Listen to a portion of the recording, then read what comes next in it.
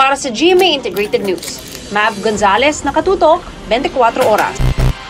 Yung naikonekta o naiko-connecta namin ang dating Farmally investigation dito sa kasalukuyang investigasyon laban sa mga POGO is not necessarily a new matter about the Farmally scam, pero mukhang Farmally group ito, same cast of characters. Kaya napakahalagang we get to the root of it dahil mukhang itong grupong ito, itong Farmally group, ay posibleng nandun nga sa roots ng problema natin sa POGO. So, panahon ni Duterte na nagkaroon ng de facto open door policy sa POGOs at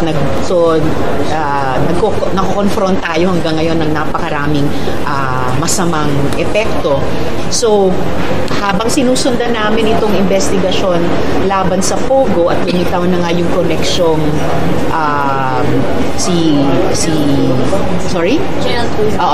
ngayong lumitaw yung connection Gerald Cruz at papuntang Michael Yang. Tingnan natin saan tayo dadali ng ebidensya kung this time around makokonekta yung dotted lines hanggang kay Duterte. Possibly, kasi ang laki ng papel na ginampanan niya dun sa Farmally scam.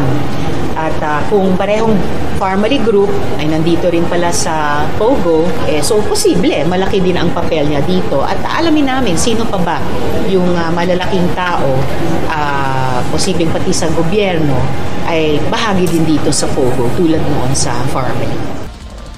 Para sa GMA Integrated News, Rafi Tima nakatutok, 24 oras.